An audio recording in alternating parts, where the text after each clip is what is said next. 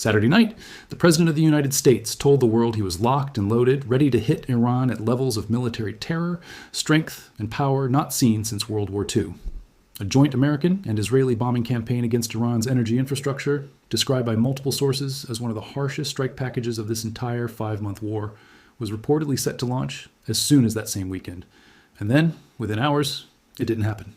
Not because Iran begged for mercy, not because the United Nations intervened, because a single phone call landed on Trump's desk from a monarchy that has spent this entire war publicly insisting it wants nothing but peace, while privately doing something considerably more complicated behind the scenes. Saudi Arabia's Crown Prince Mohammed bin Salman called the President of the United States on Saturday and asked him to stand down. And Trump did. Here's what makes that moment genuinely remarkable, and what the word unthinkable in this video's title is actually pointing toward. This is not the first time Mohammed bin Salman has picked up a phone and shaped the direction of this entire war. It's not even the second.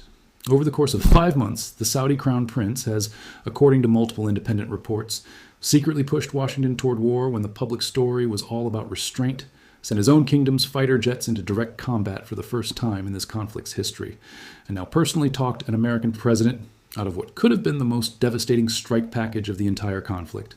3 completely different postures, from the same leader, in the same war, each one arriving at exactly the moment it mattered most. Stay with me, because we're going to walk through all 3 of those moments, and by the end, you'll understand why Saudi Arabia may be the single most influential outside actor in this entire war. More than Israel, more than the United Nations, more than any formal diplomatic channel currently running. Here's what we're covering today. We're going to start with what actually got canceled Saturday night, because the scale of the operation matters enormously to understanding how significant this intervention actually was. We're going to go back to February, to the very start of this war, and look at the private role Saudi Arabia played in getting the fighting started in the first place, a role that directly contradicts the public restraint the kingdom projected at the time. We're going to look at July, when Saudi Arabia broke from that same posture entirely and joined American fighter jets in direct combat over Iraq. And then we're going to bring all of that history into Saturday night's phone call, so you understand exactly why this specific intervention landed as hard as it did. Let's get into it. Start with what was actually on the table Saturday, because without understanding the scale of what got called off, the rest of this story doesn't land the way it should. According to multiple sources who spoke to CBS News, the United States and Israel had been preparing what would have been one of the harshest bombing campaigns of the entire war, specifically targeting Iran's energy infrastructure, with strikes potentially beginning within days. The Wall Street Journal had reported just 2 days earlier that the American military was preparing options for a 10 to 14-day intensive air campaign, aimed at Iran's missile capabilities specifically. Trump himself had told Axios around that same window that he was weighing what he called a massive attack, bigger than anything Washington had attempted across this entire 5-month conflict. Put those pieces together, and you get a picture of an operation that was not a minor retaliatory strike. It was potentially the largest, most sustained American military campaign considered at any point in this entire war, running for up to 2 weeks, hitting both Iran's missile infrastructure and the economic backbone of its energy sector simultaneously. The warning signs that something enormous was being prepared were visible in the region well before Trump's announcement. U.S. embassies in Amman, Jerusalem, and Baghdad issued warnings on Saturday to American citizens in the region, cautioning them about what officials called an unforeseen escalation and telling them to be ready to leave. The State Department separately issued security alerts for Americans across 10 different countries that same day. Governments do not take precautions at that scale over a minor, routine operation. They take them when a strike this large is genuinely, imminently real. And then, Saturday night, Trump posted to Truth Social, "The United States is locked and loaded and ready to go against the Islamic Republic of Iran at levels of military terror, strength, and power not seen since World War II," he wrote. And in the very same post, he explained why it wasn't happening. "We have just been asked by Iran and other Middle Eastern countries to hold off any attack in that the perimeters of a deal has been agreed to." He said he'd agreed to the pause on the condition the deal be finalized quickly, and laid out the terms, the immediate, complete, and total opening of the Strait of Hormuz, and an end to what he called Iran's nuclear threat. He added that Israel joins him in that commitment. That's the public version. Here's the part CNN reported that fills in exactly who actually made that request land. Trump spoke with Saudi Crown Prince Mohammed bin Salman on Saturday, and the Crown Prince specifically raised concerns about potential new American attacks. CNN military analyst Cedric Leighton, a former U.S. Air Force colonel, explained why that call carried so much weight, noting that Saudi Arabia is economically at risk given how heavily its own exports depend on the Strait of Hormuz actually staying open, a waterway that has been effectively shuttered for months as this war has dragged on.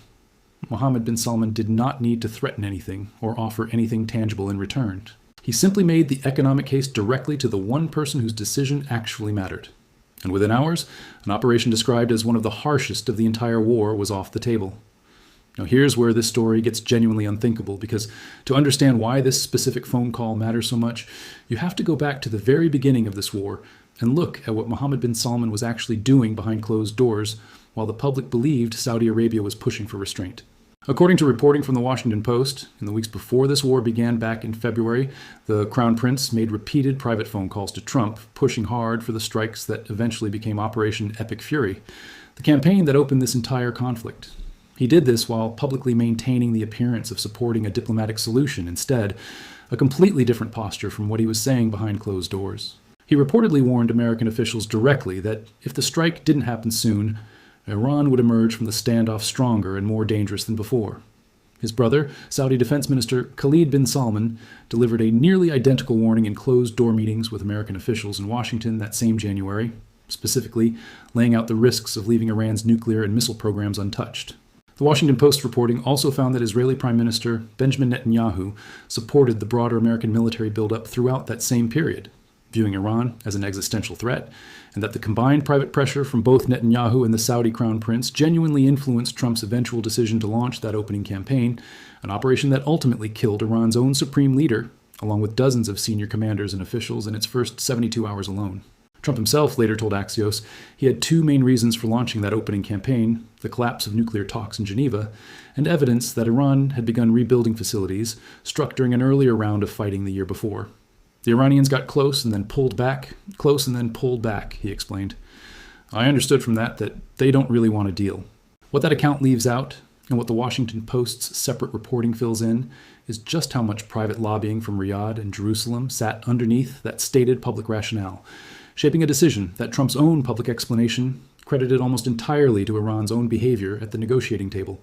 Sit with that for a second, because it means the exact same leader who is now publicly credited with helping stop one of the war's most devastating potential escalations is the same leader who privately helped start the entire war in the first place, 5 months earlier, while telling the world something completely different. That is not a small inconsistency. That is a head of state operating on two entirely separate tracks simultaneously.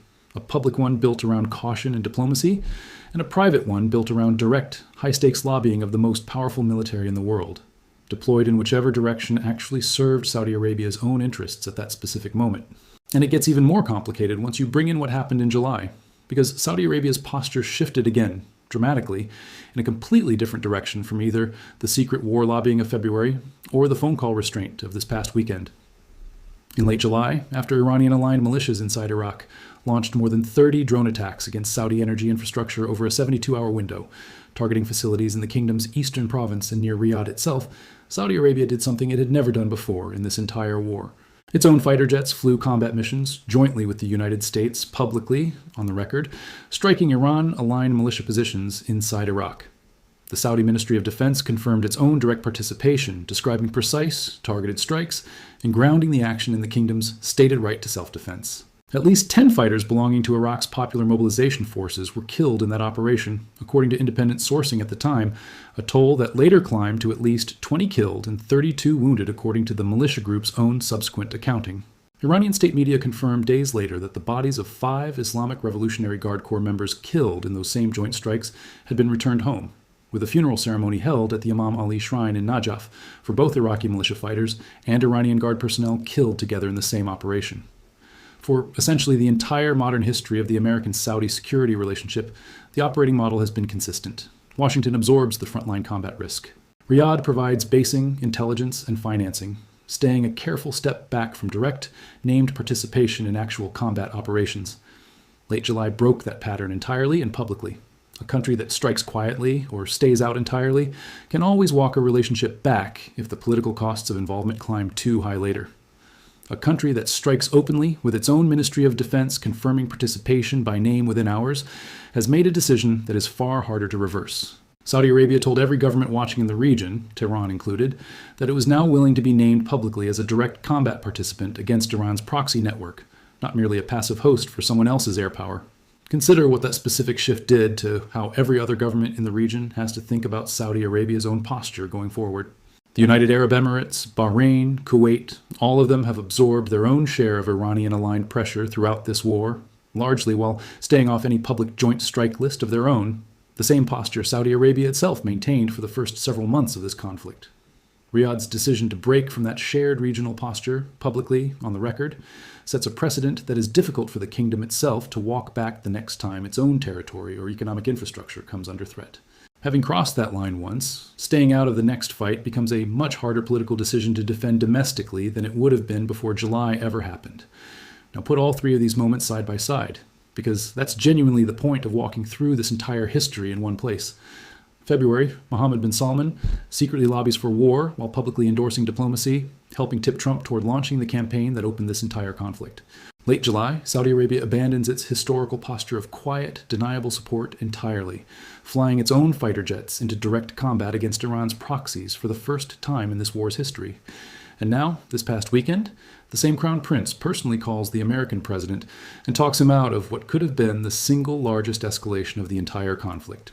Three fundamentally different postures, toward war, into war, and now away from war, all from the same leader, all within the same 5-month span, each one arriving at precisely the moment it mattered most to Saudi Arabia's own interests. That is not indecision. That is a government making a series of extremely calculated high-stakes interventions, each one shaped by exactly how the war's trajectory was affecting Saudi Arabia's own security and economy at that specific point in time. Think about what actually explains that shifting posture, because it's not contradiction for its own sake. In February, before the war began, Iran's missile stockpiles, proxy network, and nuclear program were all still fully intact. A standing threat sitting on Saudi Arabia's own doorstep that the kingdom had lived under for years, pushing Washington toward a decisive opening campaign, while publicly maintaining diplomatic cover to avoid becoming an explicit target of Iranian retaliation, was, from Riyadh's perspective, a genuinely rational way to get someone else's military to solve a problem Saudi Arabia had been living with indefinitely. By July, months of war had degraded much of that original threat, but Iran's remaining proxy network in Iraq had begun striking Saudi oil infrastructure directly, a direct, ongoing threat to the kingdom's own economy that could no longer be managed through quiet diplomacy or reliance on American strikes alone. Flying its own jets into that fight was Riyadh sending an unmistakable deterrent signal.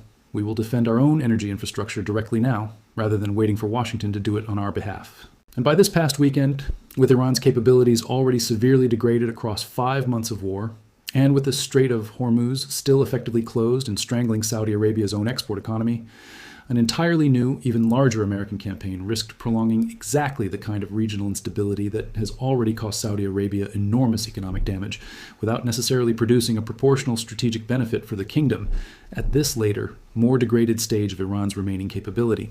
3 different moments, 3 different threat calculations, 3 completely different and completely rational interventions.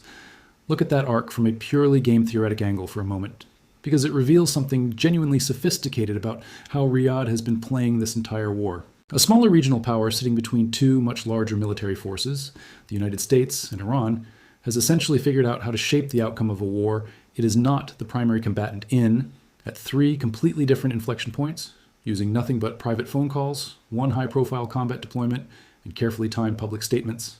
That is not the behavior of a country caught in the crossfire of someone else's conflict.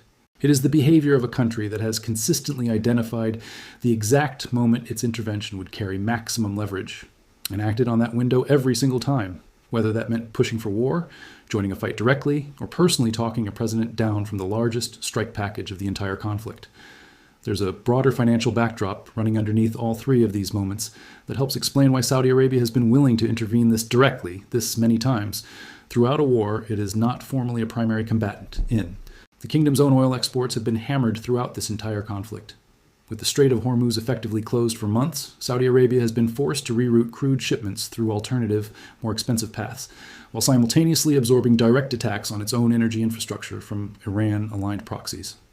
CENTCOM's own naval blockade enforcement against Iran has continued running in parallel this entire time, redirecting commercial vessels attempting to reach Iranian ports, 24 of them as of the most recent count, up from 20 just a day earlier, evidence of just how actively contested this entire waterway remains even as diplomatic efforts continue elsewhere. Every week this war continues without resolution is another week of lost revenue and elevated risk for a kingdom whose entire modern economy is built around the assumption that Gulf shipping lanes stay open and functional. Layer onto that a separate front entirely, the Houthi declared blockade against Saudi-flagged shipping, specifically in the Bab al-Mandeb Strait to the south, running since July, adding a second major choke point to squeezing Saudi Arabia's own trade routes at the exact same time Hormuz remains disrupted to the east.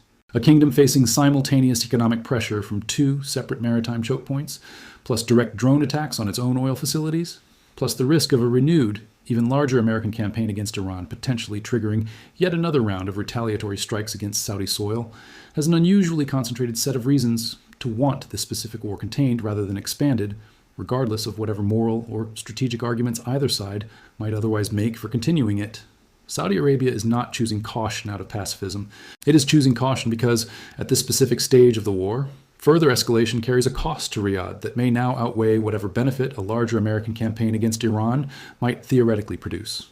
Here's the reframe worth sitting with, because it's the actual point of walking through all of this history together rather than treating Saturday's phone call as an isolated, feel-good diplomatic footnote. Saudi Arabia has not been a passive bystander in this war, quietly hoping the two larger powers around it settle their differences without dragging the kingdom in. It has been one of the most consistently active, if consistently hidden, forces actually shaping this war's direction from the very first weeks, sometimes pushing toward escalation, sometimes joining it directly, and now, at this specific moment, pulling hard in the opposite direction. That level of sustained, high-stakes influence, exercised almost entirely through private phone calls and quiet diplomatic pressure rather than public declarations, tells you that whatever official narrative comes out of Washington or Tehran about how this war actually gets resolved, Riyadh has very likely had a direct hand in shaping the timing and shape of that resolution long before either government ever announces it publicly. That raises an uncomfortable question worth asking directly. If Saudi Arabia's private lobbying helped start this war in February, and its own combat jets helped intensify it in July, how much should anyone actually credit this weekend's phone call as evidence of the kingdom's commitment to peace, rather than simply the latest calculated move in service of its own shifting interests? The honest answer is probably both things are true at once. Saudi Arabia may genuinely want this war to end, and its intervention this weekend may also be, at the same time, exactly as self-interested as its private push for war back in February. Governments rarely act out of pure principle in moments this consequential, and there is no reason to assume Riyadh is any different from any other major power making decisions based primarily on what best protects its own economy and security, regardless of how any individual intervention gets framed publicly afterward. It's worth remembering, too, that none of Saudi Arabia's 3 interventions happened in a vacuum, isolated from the broader web of relationships running through this entire war. Every phone call from Riyadh to Washington sits alongside a parallel relationship between Washington and Jerusalem, and a far more hostile, largely indirect relationship between Washington and Tehran itself, mediated at various points by Oman and other regional players, entirely separate from Saudi Arabia's own influence. Riyadh's leverage matters enormously, but it has never been the only variable determining what happens next in this conflict. And treating any single phone call, however consequential, as the definitive turning point risks overstating how much control any one actor, including the Saudi crown prince himself, genuinely holds over a war with this many independently moving parts. So where does this actually leave things right now? A major American and Israeli bombing campaign against Iran's energy infrastructure, potentially running for up to 2 weeks, has been called off, at least for now, following a direct phone call from Saudi Arabia's crown prince to the American president. That same crown prince privately pushed for this war's opening campaign back in February, using nearly identical direct personal lobbying of the same president, while his public position at the time claimed to favor diplomacy instead. And, in between those two moments, his own kingdom's Air Force flew its first combat missions of this entire war, striking Iran's proxy network directly rather than staying in its historical role as a quiet background supporter of American power.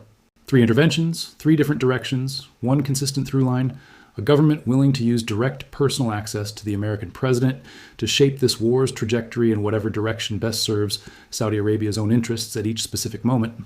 The honest question worth carrying with you past this video is whether this weekend's intervention actually holds, or whether it's simply the latest entry in a pattern that has already proven twice now that Saudi Arabia's public and private positions on this war do not always match.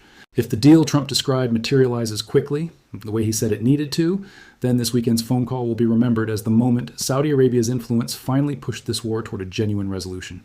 If it doesn't, if the underlying tensions that have already broken every previous pause in this conflict reassert themselves again, Watch closely for whatever Mohammed bin Salman does next, because based on everything we've just walked through, whatever direction he pushes next is very likely to matter more than almost anything said publicly from a podium in Washington or Tehran. There's a version of this story worth holding on to that goes beyond the specific tactical question of whether this particular pause holds. Regardless of how the next several weeks unfold, the pattern itself has already been established, and established repeatedly enough that it deserves to be treated as the actual operating reality of this war, rather than a series of disconnected surprises. Saudi Arabia has demonstrated 3 separate times now that it possesses both the willingness and the practical ability to meaningfully shift this conflict's trajectory whenever its own interests are sufficiently at stake. That capability does not disappear once this specific news cycle fades. It remains available to Riyadh for whatever comes next, whether that's a genuine, lasting peace, a renewed collapse into fighting, or some third outcome nobody currently watching this war has fully anticipated yet. And that raises the real question anyone following this conflict closely should be asking from this point forward. Not simply what Washington or Tehran decides to do next, but what Riyadh decides it needs from the outcome. Because based on the last 5 months, whatever that turns out to be is very likely to happen, one way or another, regardless of what either of the 2 larger powers actually fighting this war originally intended.